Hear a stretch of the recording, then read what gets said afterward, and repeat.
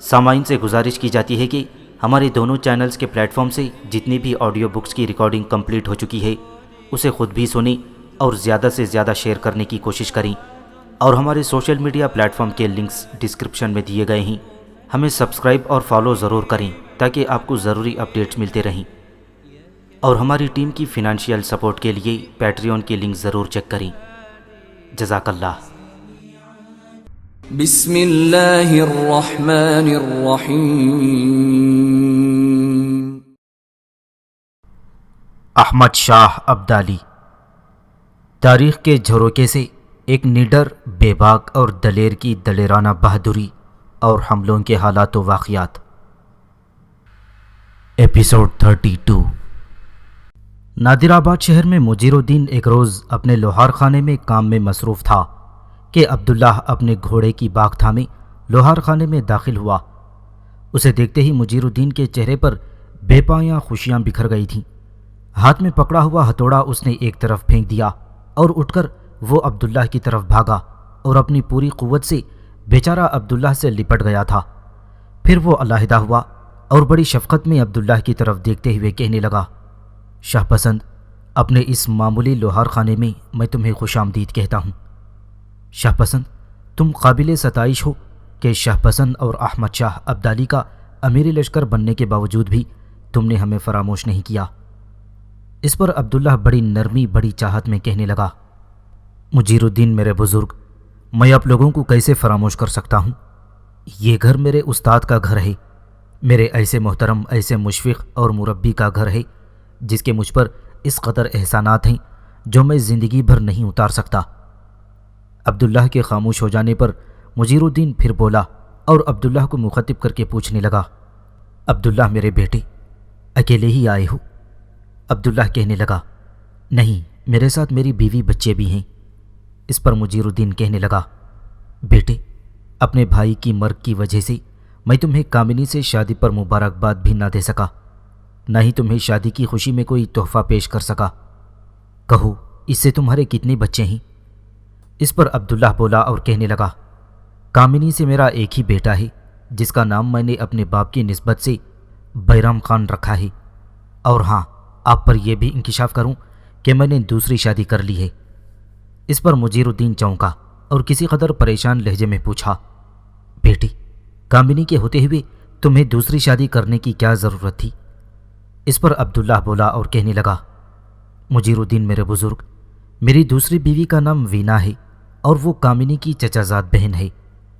وینا سے میری شادی صرف 2 ہفتے قبل ہوئی ہے، اور میں آپ سے یہ بھی کہہ دوں کہ یہ شادی کامنی کے اصرار اور اس کی رضامندی پر ہوئی ہے۔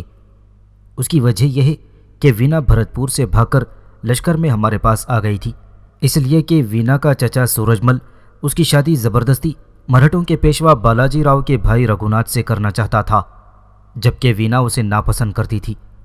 پھر ہمارے پاس قیام کے دوران وینا میری طرف مائل ہو گئی، بلکہ یوں کہیں کہ خود کامنی نے اسے میری طرف مائل کیا ہے، لہذا کامنی ہی کے کہنے پر میں نے وینا سے شادی کی ہے۔ میرے محترم، میرے بزرگ، میں نے وینا سے شادی کر کے کامنی کی حق تلفی نہیں کی تھی، بلکہ کامنی کی خوشنودی حاصل کی ہے۔ عبداللہ کا جواب سن کر مجیر الدین خوش ہو گیا۔ پھر وہ کسی قدر پریشانی میں عبداللہ کی طرف دیکھتے ہوئے کہنے لگا، بیٹے، اگر تمہاری دونوں بیویاں اور بچہ ساتھ ہے تو انہیں اندر بلاؤ، تم انہیں کہاں کھڑا کر آئے ہو؟ اس پر عبداللہ کہنے لگا، وہ دونوں اور بچہ ایک ساتھ اونٹ پر سوار ہیں اور اونٹ میں نے باہر ہی کھڑا کیا ہے۔ اس پر مجیر الدین عبداللہ کی طرف دیکھتے ہوئے کہنے لگا، تم بڑے ظالم ہو بیٹے، انہیں یوں تم اجنبیوں کی طرح باہر کیوں کھڑا کر آئے ہو؟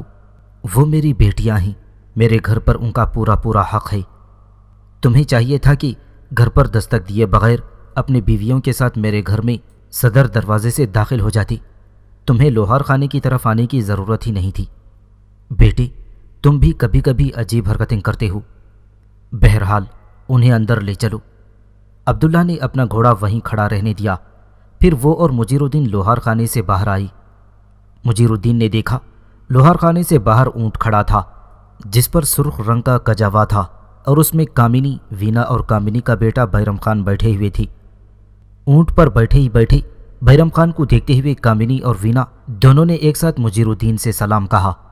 مجیر الدین نے ان کے سلام کا جواب دیتے ہوئے عبداللہ کی طرف دیکھتے ہوئے کہنے لگا، عبداللہ میرے بیٹے، اپنے اونٹ کو بٹھاؤ تاکہ میری بیٹیاں اونٹ سے اتر سکیں اور گھر میں داخل ہو جائیں۔ اس کے ساتھ ہی عبداللہ آگے بڑھا، اونٹ کی نکیل اس نے پکڑی، پھر بڑے پیارے اور شفقت آمیز انداز میں اپنے اونٹ کے سر پر ہاتھ پھیرتے ہوئے اس کا سر نیچے جھکایا تو اونٹ آہستہ آہستہ نیچے جھکا اور پھر اپنی اگلی ٹانگیں دوہری کر کے پچھلی ٹانگوں کو جھکا کر وہ بڑے آرام اور سکون سے بیٹھ گیا تھا۔ اونٹ کو بٹھانے کے بعد عبداللہ محمل کی طرف آیا، باری باری کامنی اور وینا کو سہارا دے کر اس نے دونوں کو اتارا۔ کامنی نے نیچے اترنے کے بعد اپنے بیٹے بحرم خان کو بھی اٹھا لیا تھا۔ اس موقع پر مجیر الدین پھر بولا اور عبداللہ کو مخاطب کر کے کہنے لگا، عبداللہ میرے بیٹے، تم اونٹ کو لے کر آؤ، میں تمہارے گھوڑے کو استبل میں باندھتا ہوں، پھر تم سب کو ایک ساتھ میں اپنی ماں کے پاس لے کر جاؤں گا، وہ تم سب کو دیکھ کر بے انتہا خوش ہوگی۔ مجیر الدین کے کہنے پر عبداللہ نے اپنے اونٹ کو اٹھایا، لوہار خانے میں داخل ہوا۔ کامنی وینا دونوں اس کے ساتھ ہو لی تھیں، جبکہ ان کے اندر داخل ہونے کے بعد مجیر الدین نے پہلے لوہار خانے کا بیرونی دروازہ بند کر دیا، پھر وہ عبداللہ کے ساتھ ہو لیا۔ اونٹ اور گھوڑے دونوں کو انہوں نے استبل میں باندھا اور زین اور کجاوا اتار کر ان کے چارے کا بندوبست کیا۔ پھر مجیر الدین عبداللہ، کامنی اور وینا تینوں کو لے کر دیوان خانے میں آیا، وہاں ان تینوں کو بٹھایا اور کہنے لگا، آپ یہیں بیٹھیں، میں ماں کو اطلاع کرتا ہوں، وہ آپ لوگوں کی اچانک آمد پر بے حد خوش ہوں گی۔ اور اس کے ساتھ ہی مجیر الدین مکان کے اندرونی حصے کی طرف چلا گیا تھا۔ مجیر الدین کے بعد اچانک کامنی نے عبداللہ کی طرف دیکھتے ہوئے پوچھا، ہم خالی ہاتھ اس دیوان خانے میں آ کر بیٹھ گئے ہیں، جبکہ ہمارا سارا سامان اونٹ پر اور گھوڑے کی زین کے ساتھ بندھا ہوا ہے۔ میرے خیال میں آپ دونوں میرے ساتھ چلیے، ہم سارا سامان یہاں لے کر آتے ہیں۔ اس پر وینا بولی، کامنی بہن تم بیٹھو، میں خود ان کے ساتھ جاتی ہوں اور سارا سامان لے کر آتی ہوں۔ اور ہاں کامنی، جو کچھ ہم نے مجیر الدین اور ان کے اہل خانہ کے لیے بنوایا ہے وہ سب یہیں دیوان خانے میں اماں کے حوالے کر دینا۔ کامنی جواب میں کچھ کہنا چاہتی تھی پر خاموش ہو گئی، اس لیے کہ مجیر الدین اپنی ماں آمنہ خاتون کے ساتھ دیوان خانے میں داخل ہوا تھا۔ آمنہ خاتون کو شاید مجیر الدین نے وینا کے متعلق بھی تفصیل سے بتا دیا تھا، اس لیے دیوان خانے میں آتے ہی آمنہ خاتون نے کامنی اور وینا دونوں کو باری باری پیار کیا۔ پھر کچھ دیر تک وہ کامنی کے بچے کو پیار کرتی رہی، اس کا چہرہ چومتی رہی۔ اس کے بعد وہ عبداللہ کے پاس آئی اور بڑے پیار سے عبداللہ کے سر پر ہاتھ پھیر کر عبداللہ کے قریب ہی بیٹھتی ہوئی بولی، عبداللہ میرے بیٹے، جب تم یہاں ہوتے ہو مجھے بڑا حوصلہ ہوتا ہے، تمہارے یہاں آنے سے میں سمجھتی ہوں کہ میرا بیٹا حسام الدین لوٹ آیا ہو۔ عبداللہ بڑی شفقت میں آمنہ خاتون کے کندھے پر ہاتھ رکھتے ہوئے کہنے لگا، اماں میں بھی تو آپ کا بیٹا ہوں۔ اس پر آمنہ خاتون بڑے پیار سے عبداللہ کی پیٹھ پر ہاتھ پھیرتے ہوئے کہنے لگی، اس میں کیا شک ہے بیٹے؟ عبداللہ نے کہا، اماں میں ابھی حاضر ہوتا ہوں، استبل میں ہمارا سامان رہ گیا ہے، وہ میں لے کر آتا ہوں۔ اس کے بعد عبداللہ اپنے قریب ہی بیٹھی وینا کی طرف دیکھتے ہوئے کہنے لگا، آؤ وینا، سامان لے کر آتے ہیں۔ وینا چپ چاپ اٹھی اور عبداللہ کے ساتھ ہو لی۔ دونوں میاں بیوی استبل میں آئے۔ پہلے انہوں نے اونٹ کے کجاوے کا جائزہ لیا۔ کجاوے کے ساتھ 2 ڈھالیں تھیں، 2 تیر کمان اور 2 تلواریں لٹک رہی تھیں، اور 2 چمڑے کے بڑے بڑے تھیلے بھی کجاوے کے ساتھ بندھے ہوئے تھے۔ انہوں نے سارا حربی سامان کجاوے کے ساتھ ہی رہنے دیا، جبکہ انہوں نے چمڑے کے دونوں بڑے بڑے تھیلے اتار لیے تھے۔ عبداللہ اس دوران اپنے گھوڑے کی زین کی طرف بڑھا۔ گھوڑے کی زین کے ساتھ اس کا سارا جنگی اسلحہ بندھا ہوا تھا، اور گھوڑے کی زین کے ساتھ بھی چمڑے کا ایک بہت بڑا تھیلا تھا، وہ عبداللہ نے اتار لیا۔ پھر عبداللہ وینا کے پاس آیا، اسے بڑے پیار بڑی محبت میں کہنے لگا، وینا تم ایک تھیلا پکڑ لو، دوسرا مجھے دے دو۔ اس پر وینا کہنے لگی، کوئی ضرورت نہیں، اتنا بوجھ تو میں خود اٹھا لوں گی، آپ میرے آگے آگے چلیے۔ وینا کے یوں پیار بھرے انداز میں گفتگو کرنے پر عبداللہ خاموش رہا۔ پھر دونوں میاں بیوی آگے پیچھے استبل سے نکل کر دیوان خانے میں داخل ہوئے، اور تینوں بڑے بڑے تھیلے دونوں نے لا کر کامنی کے سامنے رکھ دیے تھے۔ اس کے بعد عبداللہ پھر آ کر آمنہ خاتون کے پہلو میں بیٹھ گیا۔ اسی دوران عبداللہ نے آنکھوں ہی آنکھوں میں کوئی مخصوص اشارہ کامنی اور وینا کو کیا، جس پر کامنی اور وینا دونوں اپنی جگہ سے اٹھ کھڑی ہوئیں اور کامنی کے سامنے جو چمڑے کے بڑے بڑے تھیلے پڑے ہوئے تھے ان میں سے کپڑے نکال کر علیحدہ کرنے لگی تھی۔ تھوڑی دیر تک کامنی اور وینا کپڑے نکالتی رہیں، پھر وہ کپڑے تہہ کر کے انہوں نے آمینہ خاتون کی گود میں لا رکھے۔ اس پر آمینہ خاتون نے بڑی حیرت سے باری باری کامنی اور وینا کی طرف دیکھا، پھر وہ پوچھنے لگی، میری بچیوں یہ کیا ہے؟ اس پر کامنی بولی اور کہنے لگی، اماں ہم نے آپ سب لوگوں کے لیے کپڑے بنوائے تھے، بس یہ ہماری طرف سے ہی انکار نہ کیجیے گا۔ اس پر آمینہ خاتون نے کامنی کی بجائے اپنے پہلو میں بیٹھے عبداللہ کی طرف گھورتے ہوئے پوچھا، عبداللہ میرے بیٹے یہ کیا ہے؟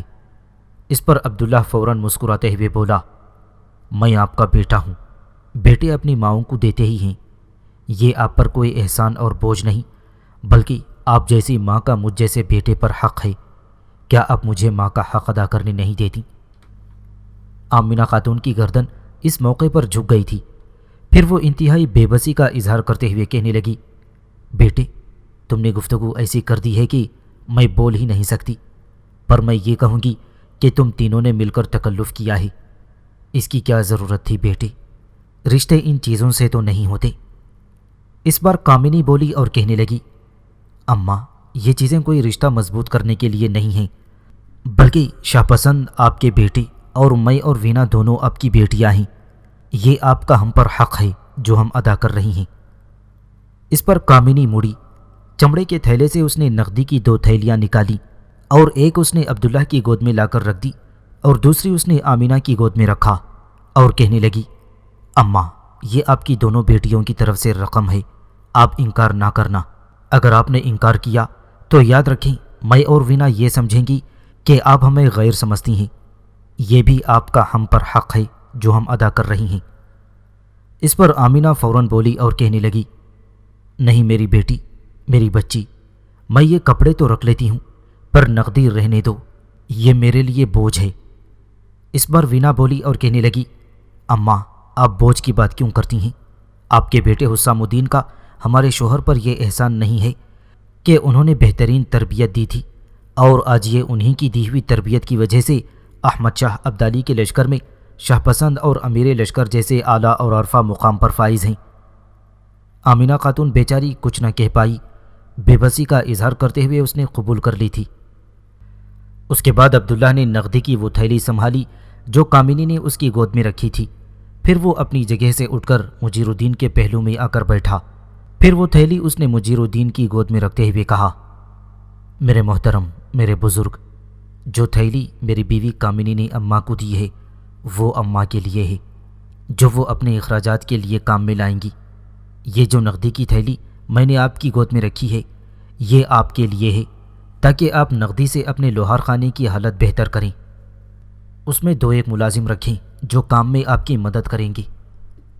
مجیر الدین نے ایک بار حیرت سے عبداللہ کی طرف دیکھا، پھر اس نے اپنی گود میں رکھی ہوئی تھیلی اٹھائی، اس کا منہ کھول کر اس نے دیکھا، پھر وہ عبداللہ کی طرف دیکھتے ہوئے کہنے لگا، عبداللہ میرے بیٹے، اتنی بڑی رقم یہ میں قبول نہیں کروں گا، جو نقدی کی تھیلی میری بیٹی کامنی نے اماں کو دی ہے ہمارے لیے وہی کافی ہے۔ اس پر عبداللہ ضد پر اتر آیا اور کہنے لگا، مجیر الدین میرے محترم، آپ کیسے بھی ضد کر لیں، یہ نقدی کی تھیلی بہرحال آپ کو رکھنا ہوگی، اگر آپ نے نہ رکھی تو میں یہاں سے رخصت ہوتے وقت یہ نقدی کی تھیلی آپ کے گھر کے صحن میں پھینک کر چلا جاؤں گا۔ ایسا کرنے سے بہتر نہیں ہے کہ آپ اپنے بیٹے کے ہاتھوں سے خوشی خوشی یہ تھیلی قبول کر لیں، یہ بھی آپ کا حق ہے، میں نے آپ کے گھر کا نمک کھایا ہوا ہے، کیا میرا اتنا بھی حق نہیں بنتا کہ اس گھر کے لیے میں کچھ کر سکوں؟ اس پر مجیر الدین نے انتہائی بے بسی سے نقدی کی وہ تھیلی کھول کر اپنی ماں کو دکھاتے ہوئے کہا، اماں یہ دیکھو، اتنی بڑی رقم، کیا یہ عبداللہ کی طرف سے زیادتی نہیں ہے؟ اس پر آمینہ خاتون بے بسی کا اظہار کرتے ہوئے کہنے لگی، بیٹے میں کیا کہوں، میں تو یہ سمجھتی ہوں کہ ان تینوں میاں بیوی نے ہم سب کو خرید ہی لیا ہے۔ کمرے میں تھوڑی دیر تک خاموشی رہی، پھر آمینہ خاتون بولی اور کہنے لگی، بیٹے اب تم تینوں میاں بیوی آئے ہو تو کچھ دنوں تک یہیں رکو گی۔ اس پر عبداللہ کہنے لگا، اماں میں 2 دن سے زیادہ نہیں رک سکوں گا، اس لیے کہ میں احمد شاہ ابدالی سے صرف 2 دن کی اجازت لے کر آیا ہوں۔ اس کے بعد واپس مجھے قندھار جانا ہوگا، چونکہ ہندوستان میں سکھوں کی وجہ سے حالات ٹھیک نہیں ہیں اور احمد شاہ ابدالی کسی بھی وقت اپنے لشکر کے ساتھ کوچ کر سکتا ہے، لہٰذا میں زیادہ دن یہاں قیام نہیں کر سکتا۔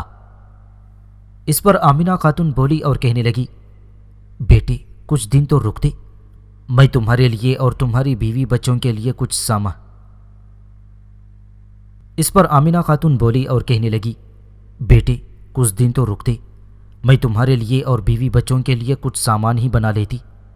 اس پر عبداللہ فوراً بولا، اماں اگر آپ نے کچھ سامان ہمارے لیے بنایا تو میں آپ سے خفا ہوں گا، آپ یہ نہیں کریں گی، آپ ماں ہیں اور ہم تینوں آپ کے بچوں کی جگہ ہیں، ہمارا حق بنتا ہے کہ آپ کی خدمت کریں، لہٰذا آپ ہماری رخصتی کے لیے کچھ نہ کریں۔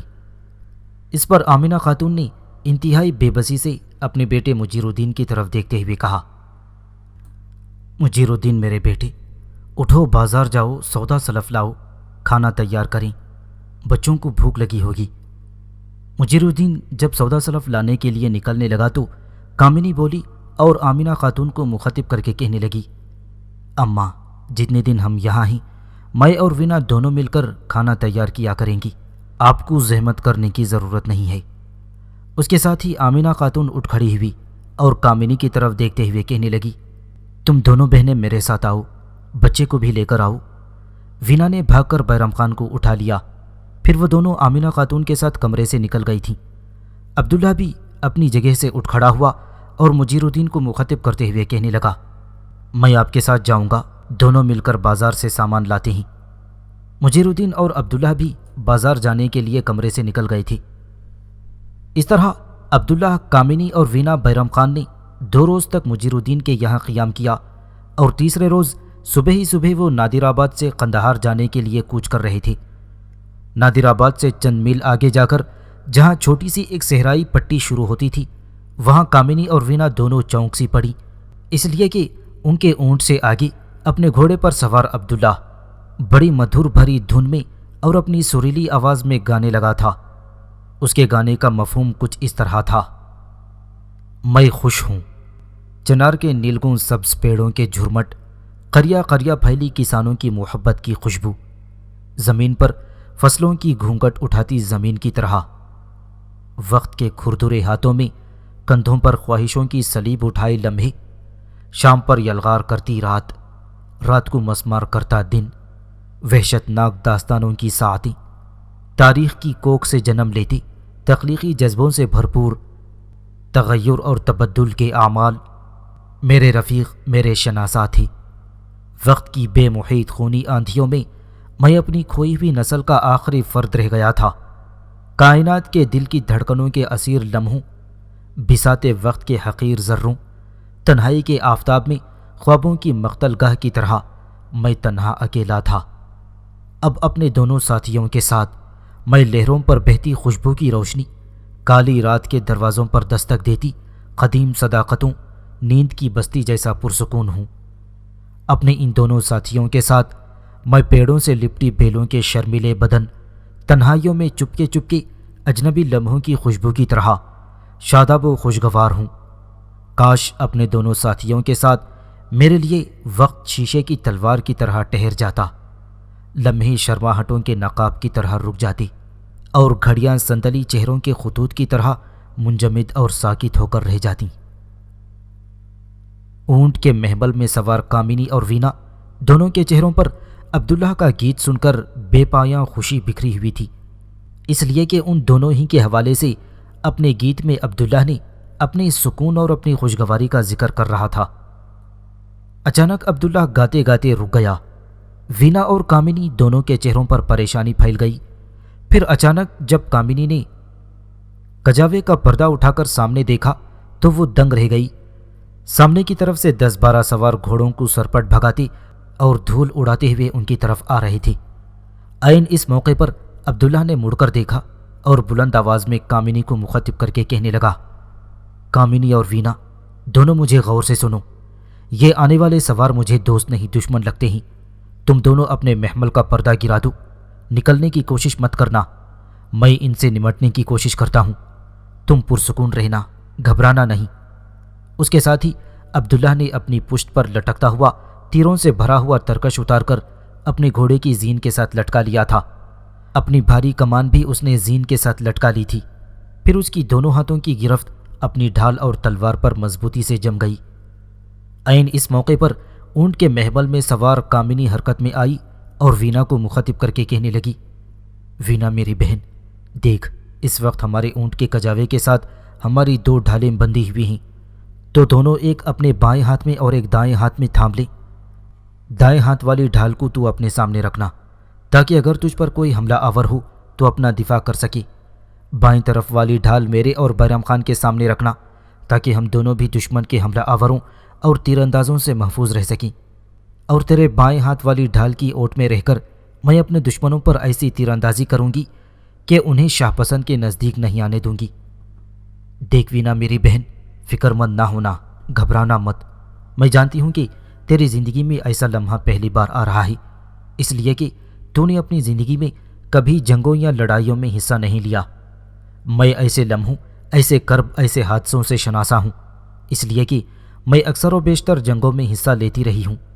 دیکھ میری بہن، فکر مند نہ ہونا، میں اور تم دونوں اس شاہ پسند کی بیویاں ہیں جو شام کے بے انت اندھیروں، کڑے وقت میں بھی تاریکیوں کے تیز جھکڑوں کی صورت اختیار کر سکتا ہے، جو ظلمتوں کے بھور، گھنے سناٹوں اور گہرائیوں میں ڈوب جانے والے خوابوں میں بھی برسوں کی صداقتوں کی طرح ابھرنے کا فن جانتا ہے، جو طلسماتی سنسانیوں میں، ریگستانوں میں منڈلاتے منحوس گدھوں کے خلاف وقت کے بدترین طوفانوں کی طرح حرکت میں آتے ہوئے ہماری حفاظت کرنا جانتا ہے۔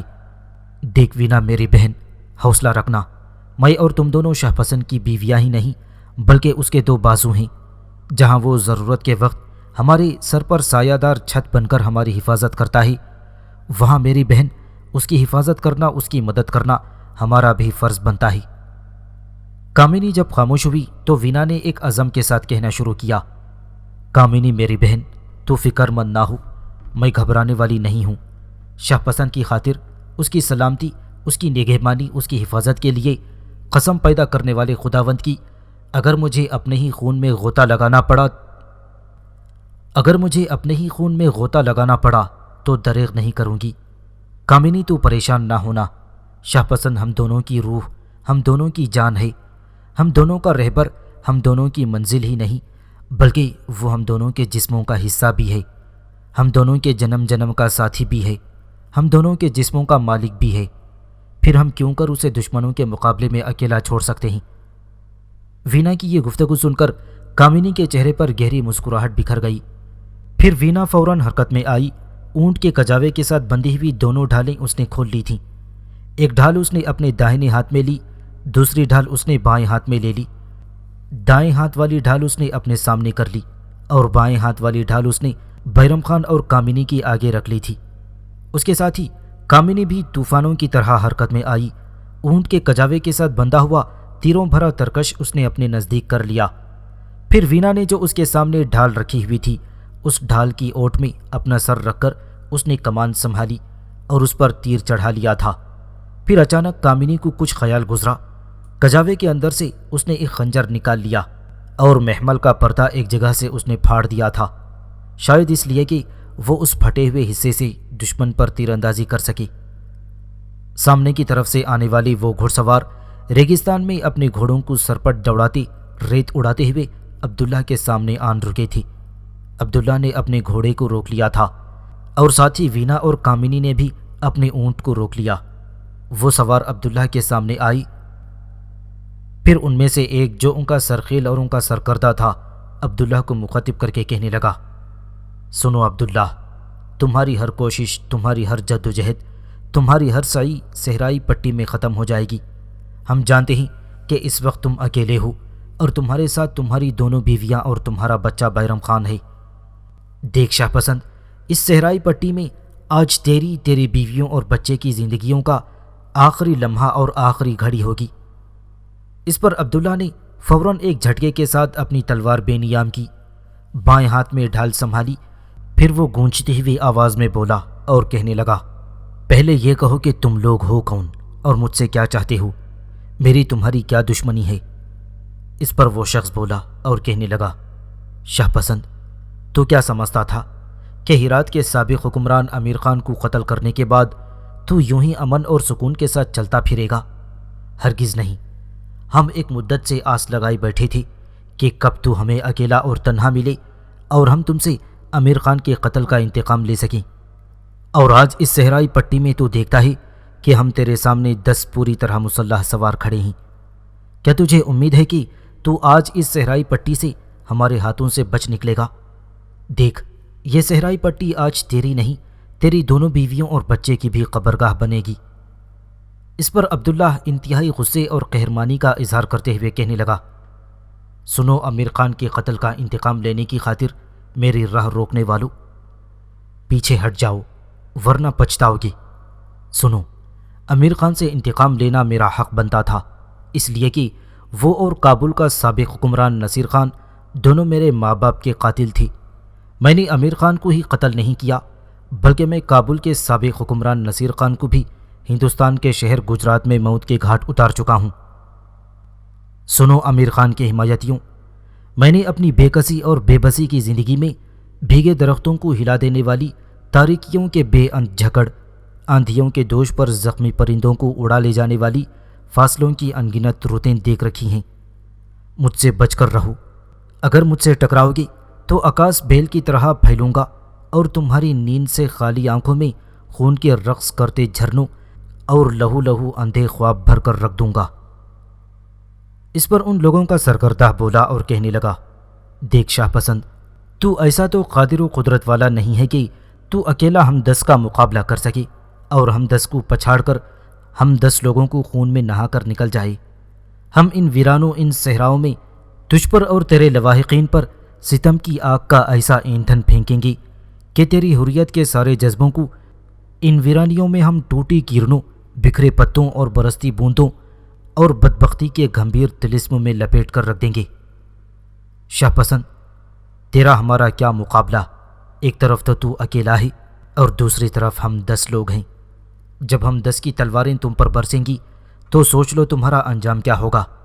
تمہارے جسم کی بوٹی بوٹی ان صحراؤں میں بکھر جائے گی اور پھر چیلوں اور کووں کی خوراک بن جائے گی۔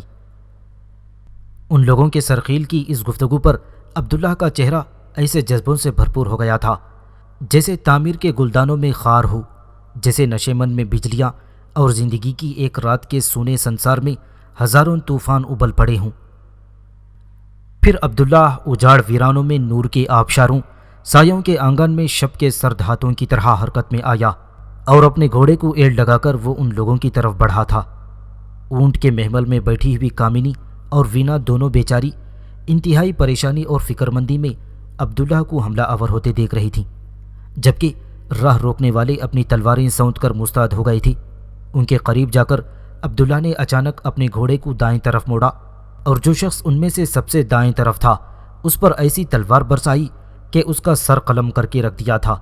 پھر اس نے طوفانی انداز میں اپنے گھوڑے کو موڑا اور موڑتے ہی موڑتے اس نے خنجر نکال کر تاک کر ان میں سے ایک کو مارا اور اس کا خنجر ان میں سے ایک کا دل چیرتا ہوا باہر نکل گیا تھا اور وہ بے دم سا ہو کر گھوڑے سے نیچے اتر گیا۔ عبداللہ ایک بار پھر اپنا حملہ مکمل کرنے کے بعد اونٹ کے سامنے آن کھڑا ہوا۔ عبداللہ کے اس حملے اور اپنے دونوں ساتھیوں کے مارے جانے کی وجہ سے وہ راہ روکنے والے بھوکے بھیڑیوں کی طرح غضبناک ہو گئے تھے، لہٰذا ایک دوسرے کی طرف انتہائی جستجو اور مبارزت طلب نگاہوں سے دیکھتے ہوئے انہوں نے کچھ فیصلہ کیا۔ پھر وہ ایک ساتھ ہی عبداللہ پر حملہ آور ہونے کے لیے آگے بڑھے تھے۔ عین اس موقع پر اونٹ کے محمل میں بیٹھی کامنی حرکت میں آئی، ڈھال کی اوٹ میں اپنے آپ کو رکھتے ہوئے لگاتار اس کی طرف 2 تیر سنسناتے ہوئے آئے اور ان حملہ آوروں میں سے 2 کو ڈھیر کر کے رکھ دیا تھا۔ اب باقی 6 بچنے والوں نے حملہ آور ہونے کے بجائے اپنے گھوڑوں کو ایک جگہ روک لیا تھا اور تیروں سے بچنے کے لیے انہوں نے اپنے سامنے اپنی ڈھالیں کر لی تھیں۔ اس موقع پر حملہ آوروں میں سے ایک نے اپنا خنجر نکال لیا اور تاک کر اس سمت دے مارا جہاں سے تیر برسائے گئے تھے، لیکن اس کا نشانہ خطا گیا۔ وہ خنجر محمل کے کسی حصے میں پیوست ہونے کے بجائے اونٹ کو لگا تھا۔ اس پر اونٹ بری طرح بلک اٹھا اور کامنی اور وینا کے درمیان بیٹھا ہوا عبداللہ کا بیٹا بیرم خان اونٹ سے نیچے ریت پر گر گیا تھا اور بیرم خان کے گرتے ہی کامنی پر گویا جنون طاری ہو گیا۔ اس نے محمل کا پردہ ہٹایا اور اونٹ سے وہ ریت پر کود گئی اور ایک جھٹکے سے اس نے اپنے بچے کو اٹھا لیا تھا۔ اس موقع پر ایک سوار بچے اور کامنی پر اپنی تلوار برسانے کے لیے آگے بڑھا، لیکن عبداللہ اپنے گھوڑے کو ایڑ لگا کر اس کی راہ روک کر کھڑا ہوا۔ قبل اس کے کہ عبداللہ اس پر اپنی تلوار سے وار کرتا، اونٹ کے محمل کے اندر سے وینا حرکت میں آ چکی تھی۔ اس نے کمان سنبھالتے ہوئے تیر چلایا اور تیر آگے بڑھنے والے دشمن کے جسم میں پیوست ہو کر اسے گھوڑے سے نیچے گرا گیا تھا۔ اپنے 5ویں ساتھی کی بھی موت کے گھاٹ اتر جانے سے باقی 5 بچنے والے عجیب سی سراسیمگی کی حالت میں کھڑے تھے۔ ان کی اس پریشانی سے فائدہ اٹھاتے ہوئے عبداللہ اپنے گھوڑے کو کامنی کے نزدیک لایا اور کامنی کا بازو پکڑ کر بچے سمیت اس نے کامنی کو اٹھا کر اپنے پیچھے بٹھایا۔ پھر وہ گھوڑے کو اونٹ کے قریب لایا اور کامنی کو مخاطب کرتے ہوئے کہنا شروع کیا، میرے پیچھے میرے کندھے پر ہاتھ رکھتے ہوئے دوبارہ اونٹ پر بیٹھ جاؤ تاکہ میں ان حملہ آوروں کے خلاف حرکت میں آ سکوں۔ کامنی بڑی جرأت مندی اور دلیری کا مظاہرہ کرتے ہوئے بچے کو سنبھالتی ہوئی عبداللہ کے پیچھے کھڑی ہو گئی۔ حملہ آوروں کے تیروں یا خنجروں سے کامنی کو محفوظ رکھنے کے لیے عبداللہ نے اس کے سامنے اپنی ڈھال کر لی تھی۔ اس موقع پر وینا بھی حرکت میں آئی۔ کجاوے کا پردہ اٹھا کر اس نے کامنی سے بچے کو لے لیا تھا۔ ایک ہاتھ سے اس نے کامنی کو سنبھالا اور کامنی نے اپنے دوسرے ہاتھ سے کجاوے کو پکڑ کر اور چھلانگ لگا کر اس کے اندر داخل ہو گئی۔ اس دوران تک عبداللہ انتہائی چوکس رہا تھا تاکہ سامنے سے کوئی حملہ نہ کر دے۔ کجاوے میں گھسنے کے بعد کامنی نے پھر کمان سنبھال لی تھی اور تیر اپنی گرفت میں لے لیے تھے، جبکہ پہلے کی طرح وینا نے ایک ڈھال اپنے سامنے ایک کامنی کے سامنے کر لی تھی۔ اس موقع پر عبداللہ پھر باقی 5 بچنے والوں کو مخاطب کرتے ہوئے کہنے لگا، سنو میری راہ روکنے والوں، ویرانوں کی اس صحرائی پٹی میں تم نے دیکھا کہ تم میں سے 5 کو ہم تینوں میاں بیوی نے مل کر موت کے گھاٹ اتار دیا ہے۔ اب باقی تم 5 بچتے ہو اور میں تمہیں یقین دلاتا ہوں کہ تم 5 کے سامنے اب میں اکیلا ہی جم جاؤں گا۔ یاد رکھو، ان ویرانوں کی صحرائی پٹی سے اب اگر تم بھاگنا بھی چاہو تو میں شاہ پسند تمہیں ایسا نہیں کرنے دوں گا۔ میں تمہارا تعاقب کروں گا اور سائے کی طرح میں تمہارا پیچھا اس وقت تک کروں گا جب تک میں اپنی اس سانپ کی سی زبان جیسی اور چوڑے پھل کی تلوار سے تم لوگوں کے حلقوم نہیں کاٹ کر رکھ دیتا۔ اپنے 5 ساتھیوں کے مر جانے کی وجہ سے باقی بچنے والے 5 کی حالت پہلے ہی ذہنوں کے کھلے نیلام، زبان کی عام بولی، تذلیل کے داغوں، مژدہ مایوسی جیسی ہو کر رہ گئی تھی۔ عبداللہ کے ان الفاظ نے جلتی پر تیل کا کام کیا اور عبداللہ کی اس دھمکی سے ان کے چہروں پر ہوائیاں اڑنے لگی تھیں اور اجاڑ نگاہوں میں غوطے کھاتے جذبے جوش مارنے لگے تھے۔ عبداللہ پھر بولا اور انہیں مخاطب کرتے ہوئے کہنے لگا، سنو میری راہ روکنے والے بدترین انسانوں، میں تم پر حملہ آور ہونے لگا ہوں۔ اگر تم میرا اکیلے کا مقابلہ کر سکتے ہو تو کر کے دکھاؤ۔ میں تمہیں بتاتا ہوں کہ شاہ پسند کی راہ روکنے کا انجام کیا ہوتا ہے۔ اس کے ساتھ ہی عبداللہ نے کسی عجیب اور انوکھے شہ سوار کی طرح اپنے گھوڑے کو ایک سخت ایڑ لگائی تھی اور حملہ آور ہونے کے لیے وہ آگے بڑھا۔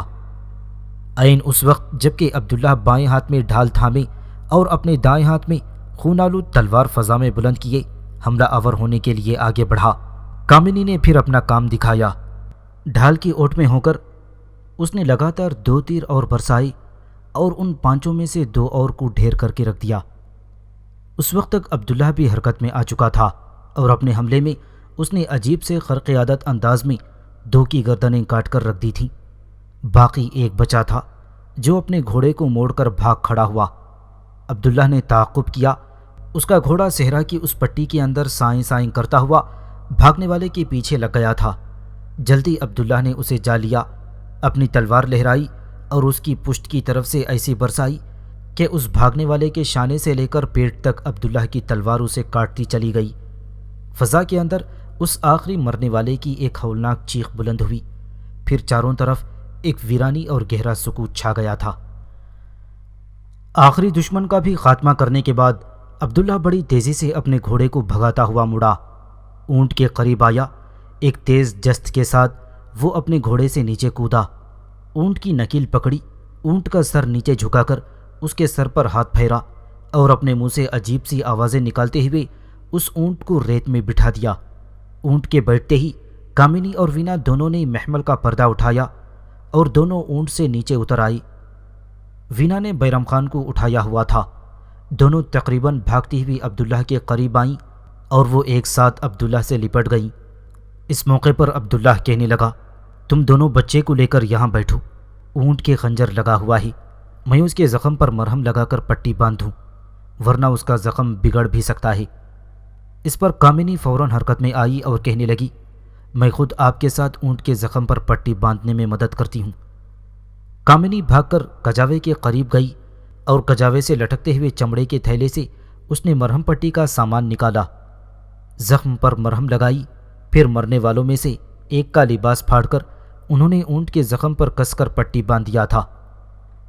جب تک عبداللہ اور کامنی دونوں مل کر اونٹ کے زخم پر پٹی باندھ رہے تھے، وینا بھی حرکت میں آئی۔ اس نے بچے کو اونٹ کے کجاوے پر بٹھا دیا تھا۔ پہلے اس نے عبداللہ سے اس کی تلوار لی، اسے مرنے والوں کے لباس سے رگڑ کر خوب صاف کیا، پھر اسے ریت پر بھی رگڑ کر خوب چمکا دیا۔ اس کے بعد اس نے اس مرنے والے کے سینے سے عبداللہ کا خنجر نکالا جسے عبداللہ نے تاک کر خنجر مارا تھا۔ وہ خنجر بھی مرنے والوں کے کپڑوں اور ریت سے وینا نے صاف کیا تھا۔ پھر وہ عبداللہ کے قریب آئی، بڑے پیارے اور چاہت بھرے انداز میں اس نے پہلے تلوار عبداللہ کے کمر سے لٹکتے ہوئے میان میں ڈالی، اس کے بعد خنجر بھی میان میں ڈال دیا تھا۔ اتنی دیر تک عبداللہ اور کامنی اونٹ کی مرہم پٹی سے بھی فارغ ہو چکے تھے۔ پھر وینا بولی اور عبداللہ کو مخاطب کرتے ہوئے کہنے لگی، مرنے والوں کا کیا کریں؟ اس پر عبداللہ مسکراتے ہوئے کہنے لگا، میں پہلے ان لوگوں کی تلاشی لے لوں، اس کے بعد ان کے اوپر ریت ڈال دیتے ہیں۔ عبداللہ نے سب کی تلاشی لی، ان سے عبداللہ کو کافی نقدی بھی ملی۔ اس کے علاوہ عبداللہ نے ان سب کے ہتھیاروں پر بھی قبضہ کر لیا تھا۔